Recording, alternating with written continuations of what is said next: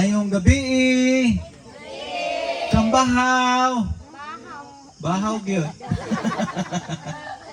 Nabahaw gyud ang tingog kay wa gyud nagtubag. By the way, medyo hinay ang ako nga tingog kay grabe gyud kasakit ang akong ulo kay daghan may aduan unya siguro tungod sa init. Unya karon bugnaw naman na murag ice water gyud ani. Thank you so much sa ato nga mga young people. Nindot kayong ilang paghatag sa pinasahi nga minsay, pinaagi sa pagkanta. Ako ni sila tawgon the three angels. Tulungan sila ka mga babae. Karon gabi una, ato ton-an ang isa ka pinaka-importante nga topiko sa ato nga tun-an sa tibuok nato nga seminar. Ang ato nga topiko, knock-knock the devil's door. Oh, naibay-day ganhaan sa diablo. Unsa kini nga topiko? Interesting kayo, importante kayo, akon kamo ginhangyo nga mag-focus kita sa ato nga pagtuon. Magdungo ang ato nga ulo sa pagampo. Nay usa ka grupo nga kulto, ang ilang ngalan silang nga grupo kanang the Heaven Gates Cult. Oh, grabe kayo, no? The Heaven Gates Cult. Kining grupo ang ilang nga gihimo is nag-suicide tanan sila. Oh. Sa ilang nga pag-suicide, giimbestigaran sila sa usa ka NBI o nagsulti ang usa ka nag-imbestigar sila. Nay sila'y positibo nga motibo aning kasuha. Usa sa dakong lugar nga adtuan ingon siya nya nganong matanga patad diri. Ang ilang nga panguna-una is panguna-una nga kung sila mamatay may adtuan pa kuno sila sa pinakataas nga mga lugar. Unya ang reason di ay nga nag-suicide sila kay ganahan sila muadto unya ingon nila pakamatay na lang kita dinhi. Ano man matanga pa kita dinhi. Nagpadayon inani ang ingon sa usa ka investigador. Lain gyud ning grupo Nga naman kaning mga tawhana kalma nga nagasunod sa paghikog pamaagi sa paggawas. Sa puwente ka positibo nga pamaagi ngadto sa mataas nga level sa kinabuhi. Kag nagpadayon, mao kini. Wala nila giila ang kamatayon nga kontra sa kinabuhi, kundili kinabuhi sa iyang kaugalingon. Oh. Ang ilang pagtuo positibo. Ako kamo klaron gyud. Nag-suicide sila kay ang ilang pagtuo kung sila mamatay, mabuhi pa kuno sila og musuroy-suroy sa uban nga nasod. Og muadto pa gyud kuno dito sa langit. Oh, bigay no? Positibo kining ilang nga pagtuo. Pero kini ba nga pagtuo na sa Biblia? Ingon sa Biblia sa 1 Corinthians chapter 15 verse 26, ang katapusan sa kaway nga pagawag tangon mao angon sa kamatayon. Oh. Unya ang ingon sa usa ka grupo, wala nila giila ang unsa kamatayon. Pero ang ingon sa Biblia, ang katapusan nga kaaway mao unsa kamatayon. Nakita sa kining grupo nag-suicide sila sa ila mismo ragyod nga pagtuo sa ila nga kaugalingon, pero wala sila nakamao sa sakto nga pagtuo gikan sa Biblia. Now, unsa ang ganhaan sa diablo? Imagine nimo nga katong grupuha according sa news 900 ka mga taho namatay sa dinaghan nga paghikog. Kagagilang nga grupo gitawag yun kini kulto. Ang pangutana, unsa ng kulto?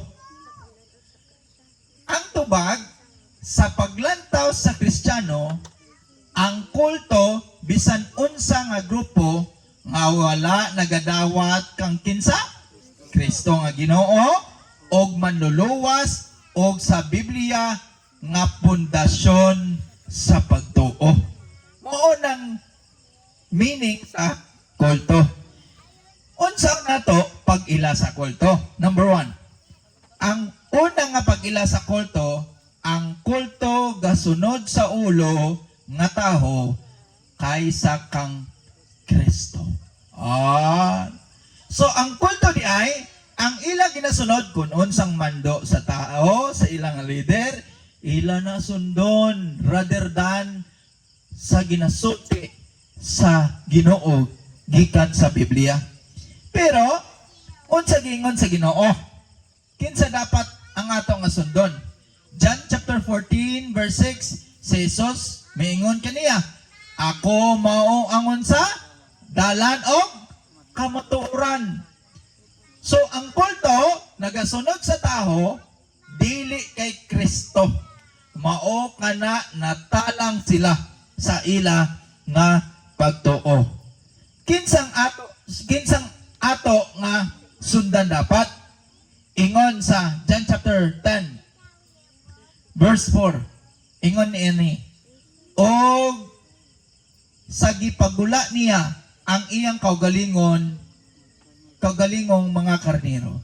Siya magauna kanila og ang mga karniro maganunot kaniya kay sila managpagkaila sa iyang tingog. Kinsa nga aton nga sundon? Ang tingog ni Kristo. Number 2, unsang pag-ila sa kulto? Ang ikaduwa nga tubag mao kini. Ang kulto gasunod sa tinudloan sa taho kaysa Biblia. Yan ang mga pagtulunan nga wala sa Biblia, kulto na. Pero kung nasa Biblia, iya na sa Ginoo. Okay? Now, kung imo basahon sa John 17:17 kag sa Salmo 119 ngadto 105 ato ragyod sundon kung unsa gisulat sa Biblia.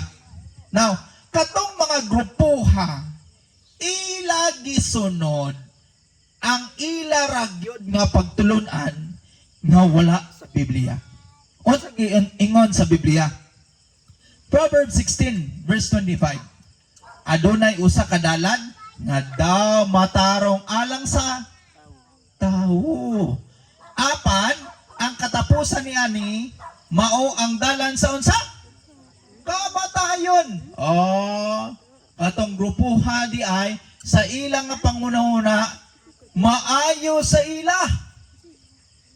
Pero ang dalan di ay nagaadto sa kamatayon. Gobi, no? Maunang giingon sa Biblia. Now, ang ikatulo, pag-ila sa kulto, ang kulto na ilad sa estado sa taho sa kamatayon. Ang mga taho, wag yun nakamao kung unsa ang pagsabot sa estado sa kamatayon. Unya, ang kulto nagatuo, number 1, ang taho walay kamatayon. Moodi ito nga nangikog sila, nagsuicide sila, nagbigti sila.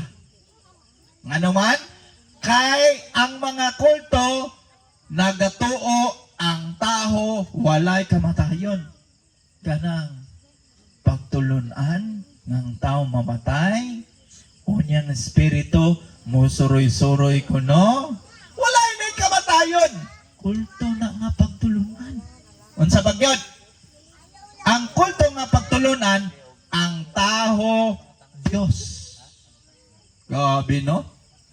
Number 3, ang kaluwasan mao ang kahibalo sa kaugalingon. Una mga pagtulunan sa kulto. Pero kung dakong pangutana, kinsa ang founder sa kulto? Nag-usulti ninyo. Ang founder sa kulto, mao kini si Satanas. Ang diablo, ang yawa. Abi ninyo, ang iya gidoktrinahan una, ang ato unang nga ginikanan, si Adan kag iba. Abi, ato i-remind sa ato nga kaugalingon. Ingon ang Ginoo. Sa Genesis chapter 2 verse 18, Adan kag iba, kaon mo sa tanan nga mga pagkaon diha sa mga kahoy, pero dili ra gyud mo kaon sa kining kahoya. Nga naman, ingon sa Genesis chapter 2 verse 18, kung mukaon mo niya ng adlaw, maunsa sila? Mamatay sila. Munang ingon sa Ginoo, ayaw yun pagkauna, kay mamatay yun mo. Ala, kay ang doktrina sang yawa, nag-ingon naman ang yawa, ang diablo, dito sa bitin, Genesis chapter 3 verse 15, mahimo ka mo sama sa Diyos. Pagkaon ka mo, kay mahimo ka mo sama sa Diyos, naway kamatayon. Iba kulto nga mga pangunauna. Makita na to, kanang mga doktrinaha ngang taho, walay kamatayon, iya na sa kulto. Kinsang founder sa kulto? Ang yawa, si Satanas, ang diablo. Klaro or dili? Now, ang uban nga mga pagtulunan, kung ang tao mamatay, butan ko no. Muadto sa langit. Butan, katong nga tao, butan to, mamatay. Ato na yun sa langit. Atong uban naman, ito, kato, ano to, kanang, grabe to, dili dito maayo. Patay to, impierno na yun. Ngunang pagtulunan sa uban. Now, ang uban man nagtuo, ay, kato, butan to, 50%. Kato, kanang naibutan nga dili. Kanang dili butan 50%, 50-50 to, kadto ra to sa purgatorio. Muna mga pagtulunan sa uban. Na mga pagtulunan pagyod, kanang ang tao mapatay, ang espiritu muadto sa mananap, sama sa baka, sa kanding, sa karbaw, o kung uban pa man. Muna ginatawag nga reincarnation. Sabi ninyo, naikoy migo dito sa Thailand. Ingon sa ako ng amigo, isulti sa ako, kadlaw siya. Kay ang lamok, nagsupsop sa iya nga kamot, sa iya nga dugo, patyo niya tani. Ingon sa usa na ako kamigo, ayaw patya, kay si nanay, nauhaw. Mabihan, no? Dapat yun, katong ok-ok, ipis, na nagsuroy-suroy, nagkipot man kay naman sa salog. Nasa salog, iya, unta pa yun. Ingon niya, ayaw, si Lulo, kanang nangita na pagkaon. Gobi, no? Munang ginatawag nga reincarnation. Pero, asag yun ang mga tao nga namatay ron. Naba sa langit, naba sa impierno, nasa purgatorio, or nag-adto sa mga uban nga espiritu sa mga mananap. Unsag yun gisulti sa Biblia. Ato basahon sa John chapter 5 verse 28. Mao kini. Ayaw kahibulong nini kay ang takna mo abot nga ang tanan nga naa sa mga asa lubnganan. Ang tao di ay mamatay, dili mo adto dito sa langit. Dili mo adto dito sa impierno. Dili mo adto dito sa purgatorio. Dili katong ilang nga espiritu mo adto dito sa uban nga mga mananap. Ang gisulti sa Biblia, ang taho mamatay mong adto sa lulubngan o kun sementeryo. Laro o dili? Now, unsa may gitudlo gyud sa Biblia sa estado sa tao sa kamatayon. Unsa gyud kining gisulti sa Biblia? Ato basahon ra ha. Ingon niini. Ecclesiastes 9 verse 5. Ingon sa Biblia. Kay ang mga buhi nasayod nga sila, maunsa sila? Mga matay. Apan ang mga minatay dili makahibalo sa bisan unsa pa. Ang mga patay di ay wa nagyod kamao kun unsa ang sitwasyon karon. Is kanilakan mo na papa I love you. Ulahin na. Ngano man? Kaingon sa Biblia ang tao nga patay wa nagyod may nabalaan. Ala, sang una nga panahon, buhi pa, wag yun, I love you. Pero patay na, mao, pag yun mag-ingon nga, palangga, yun kita ba? Tsabo ba? Ano ba? Grabe kayo. Kining mga pamatanon lalaki, kag babae, hala, grabe gini mag I love you sa mga uyab. What? I love you babes. Oh my God. May pakapit pa yun. Unsa kabakyan? Pakapit ni ana po. Mama chup chup. Relate mo no. Tinawad yun. Ingon sa Biblia, ang taho nga patay na wa na gyud na ipalaan pa. Sa bagay, ingon sa Biblia, Salmo 146 verse 4. Mugula ang iyang ginawa sa yuta. Kung wala na siyang ginawa, patay or buhi? Patay yun. Ni ana sa yuta siya mubalik. Ni anang maong adlawa, mahanaw ang iyang unsa? Una-una. Ang patay, wa na gyud ginhawa. O wa na gyud sang unsa? Una-una. Klaro or dili? Tagal tama example lo. Si Jesus na best friend. Inyo mabasa sa John chapter 11 verse 11 to 14. Ang best friend ni Jesus, ang ngalan si Lazaro. You know, si Lazaro, kanang diha sa teksto, hapit na yun mamatay. Ilanat siya, severe fever. Sa muna, wa man natambal ka ng lanat. Ala, ilanat siya. Unya, ingon sa mga disipulo ni Kristo, kanang Kristo, mabalik na dito kay Lazaro, kay ato, ayuhon. Kay mamatay yun siya kung dili siya maayo. Ingon si Jesus, uy, pabay si Lazaro nga mamatay, kay kung mamatay siya, naa siya sa pagtulog. O, kasabot ang mga disipulo ni Kristo. Unya, nabalik si Kristo. Nahibalag niya ang igsuon ni Lazaro. Ang ngalan, si Marta. Asa mabasa? Sa John 11, chapter 21, verse 23. Ingon ni Marta, Ginoo, unta kung nakadini, huwag yun namatay si Lazaro.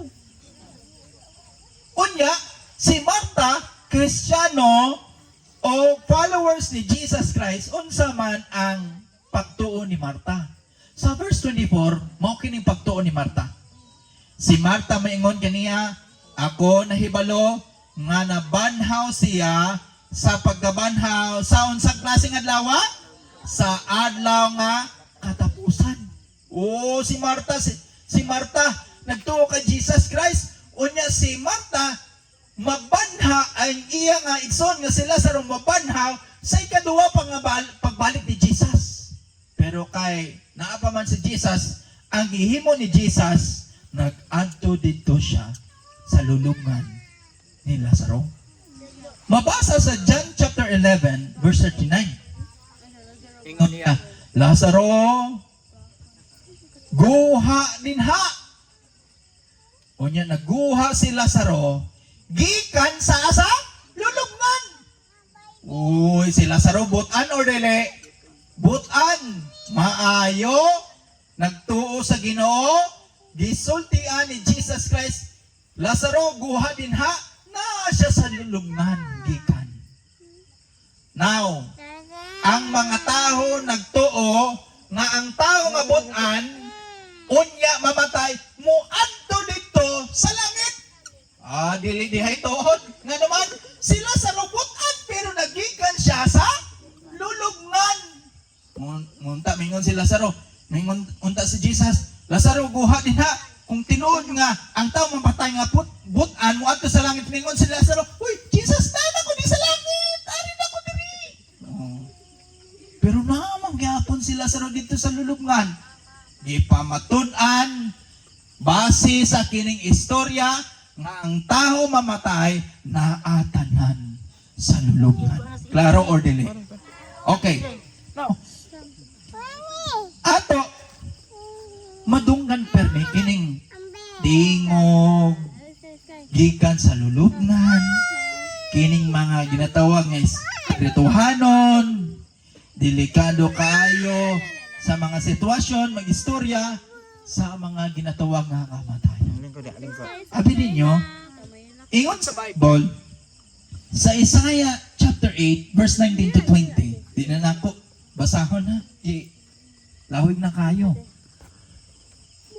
Makadungog kita tingog kuno, gikan sa lulubngan. Kaya mga istorya, dili na gikan sa atong pamilya. Basahon na taon-taon. Pero gingon sa Biblia, ayaw gyud ninyo tagda. Kay kinsa na ato karon tun-an. Pero ato gyud hinumduman nga ang taho nga patay wa gyud sing nahibaluan. Klaro or dili? Okay. Ang pangutan ang mga espiritu sa patay mubalik ba sa pagbisita sa buhi?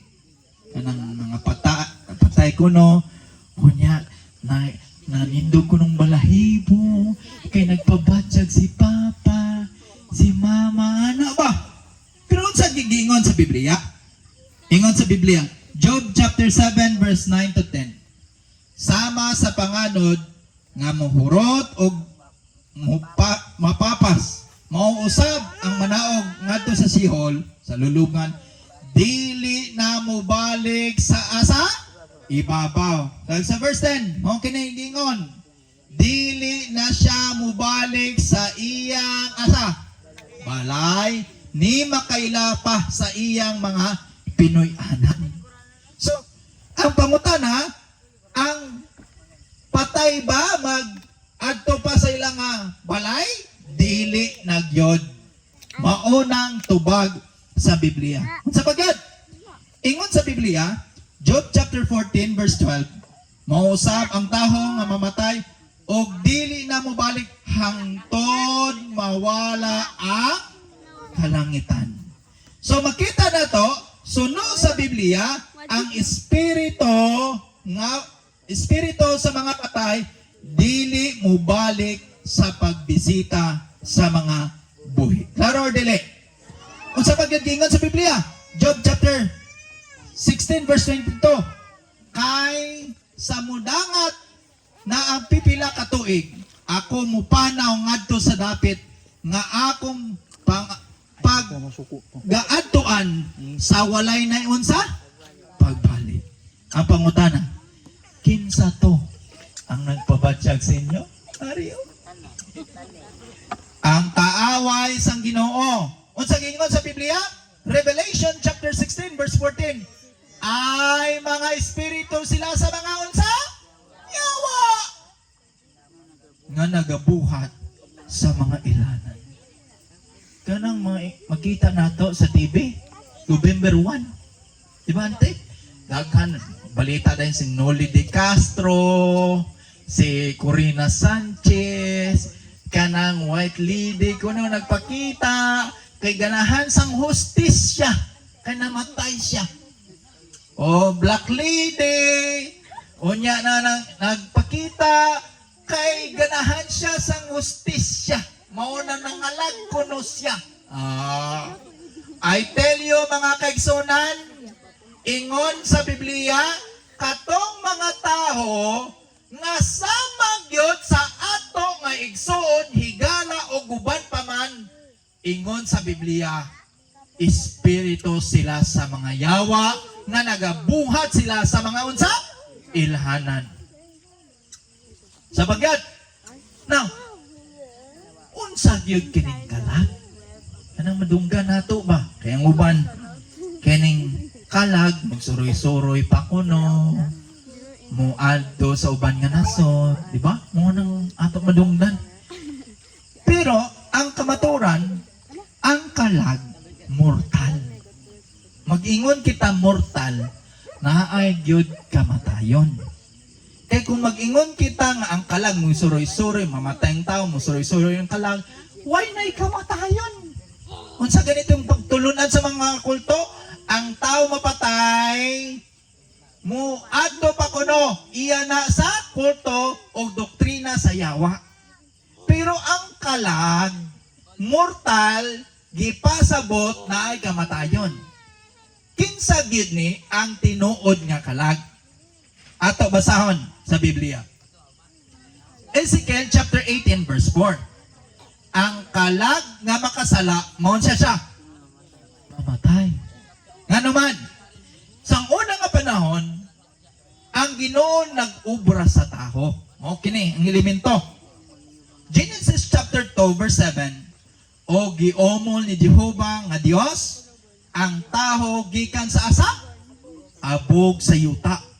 Hala ang taho giporma sa abog sa yuta. Wapo hagyud kayo. Hintod kayo. Now, pag human sang iya nga porma, o gihoy pa niya sa buho, sa mga buho sa iya nga maon sa ilong sa gininhawang kinabuhi. Pag human porma sa Ginoo, gihoypan. Paghuipan mga kaigsunan, o ang taho nahimong unsa? Kalag nga may kinabuhi. Sa Biblia di ay ang tinuod nga kalag kita tanan. Kita tanan nga mga tao. Dili ka to magsuri-suroy, motong kalag. Pero sa Biblia, ang tinuod nga kalag kita tanan. Ano man mo kini? Ang pinakaunang bakak nga gisulti sa diablo sa katawan mahitungod sa unsa? Kamatayon. Bininyo? Asa ni mabasa aryo? Biblia. Ingon sa Genesis chapter 3 verse 2. Og ang babae mitubag sa bitin. Kaya ingon to sa Ginoo, anan kag iba, kaon mo didto, amoni, pero ayaw ra gyud kauna. Ang bitin nagingon, pastilan, mao kini giingon sa bitin, mukaon ang babae mitubag sa bitin, mukaon kami sa bunga sa mga kahoy sa tanaman. Og sa verse 3, apan sa bunga sa kahoy nga anaa sa taliwala sa tanaman, mingon ang Dios, unsa? Dili ka mo magakaon ni ani. Bisan mo unsa? Maghikap nini, aron ka mo dili maunsa? Mamatay. Ingon sa bitin mao kini. Og ang bitin mag-ingon sa babay, dili gyud ka mo maunsa? Mamatay. Mo ning doktrina sa bitin. Allah, di mo mamatay, mapatay mo musuroy-suroy na. Iyan sa doktrina sa bitin. Dili na doktrina sa Ginoo karon. Namatay gyud ingon sa Ginoo, mamatay gyud kamo. Pero ingon sa kaaway sang Ginoo, among yawa, dili gyud mamatay. Kinsa nagsulti sakto? Ang yawa o ang Ginoo? Ginoo. Karon nakita nato na namakak di ay ang diablo. Kung walay kamatayon ang kalag, wala nang ngilad ang diablo. Kung kining kalag, way kamatayon, hala, sakto gyud ang ayawa. Pero kay tinuod man, Ginoo nga nagsulti, ng tao, mong tinuod nga kalag ug nay kamatayon. Pero kini giadapt nga doktrina sa mga pagano, sa mga Ehipto, mga Grigo, mga Buddhist, mga Islam, mga Prinason, o guban pa man. Ang mga satanista nagtuo sa pagano nga panudluan nga walay kamatayon ang unsa kalag ginasulti pagyud sa simbahan. Imaunungan ninyo? Diba? Kag biskan man ginasulti sa uban nga mga leader gyud. Mo ning ginatawag nga spiritualismo. Oh. Abi ninyo, kining spiritualismo nagsugod kini sa panahon sa 1800. Ang pagtuo doktrina nga ang spirito sa mga patay makaistorya sa mga unsa buhi labi na pinaagi sa mga medium. Gipasabot kanang nagapahigala, kanang communicate sa mga espiritu. Pero dili ato nga mga pamilya. Sa unang panahon, 1800, may usa ka balay. Kining balay dito sa Headsville Cottage. Kining balay nagpatay siga. Unya, gibiyaan na ni sa mga relatives nila kay nag-adto naman sa uban. Patay siga. Hala! Unya, nagbalik ang mga relatives nila. Nagsulti mao kini. Kami ang inyong mga patay nga kaliwat kag ug amigo. Dito gyud gibuksan ang ganhaan sa diablo. Pero tanda nato mga kaigsunan. Ingon sa Biblia katong nagaistorya sa tua kini sila mga espiritu sa mga yawa. Sabi pwede nila kapihan. Kapihan ng tingog sa atong pamilya, unsa pamilya. Uguban pa man mga kaigsunan. Kag mo nang giingon nga ang ganahan sa diablo gibuksan og dako gyud kaayo pinaagi sa kining spiritualismo. Unsa ning spiritualismo? Number 1, ang spiritualismo gaako nga ang patay dili unsa patay. Muna doktrina sa yawa. Number 2, ang spiritualismo gaangkon nga ang patay gaistorya sa mga buhi. Unsa ba gyud? Ingon dinhi ang spiritualismo nagaangkon nga walay pangduwa-duwa nga ang taho may kinabuhi pagkatapos sa kamatayon kay pirmi ko gaistorya sa ila. Pero ang Biblia nagsulti mga kaigsunan, Ecclesiastes 9 verse 5, ang apan ang mga minatay dili makahibalo sa bisan unsa. Kag ato gyud tandaan nga ang Biblia nagsulti kanato sila mga espiritu sa mga yawa. Ang Biblia nagtambag sa tuwa. Mao kini unsang giingon sa Biblia? Deuteronomy chapter 18 verse 10 to 20. Nagasulti inana madungog kita mga kaigsunan. Sulti pag-ampo pinaagi sa ngalan sa Ginoo. Mula ang iyong yawa mga kaigsunan, di na mo balik. Adlok yun. Kaabig yun. Nga naman, Acts chapter 4 verse 12, there is a name nga pwerte ka powerful, morning ngalan ni Jesus. Amen? Mga kaigsunan, dili kita magkabalaka in ani.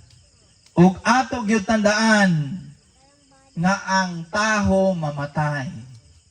wa na gyud sang pangunahuna. Pangutana, kano sa nato makuha kining ginatawag nga immortalidad? Kanang wala na gyud kamatayon. Ang tubag sini sa ikaduwa nga pagbalik ni Jesus. Mao kini gisulti sa Biblia. 1 Corinthians chapter 15 verse 51 to 55. Ingon mo kini. Aniya karon ginasulti ko kaninyo ang usa ka tinago. Sa klase ni nga tinago. Kitang tanan dili mga tulog apan kitang tanan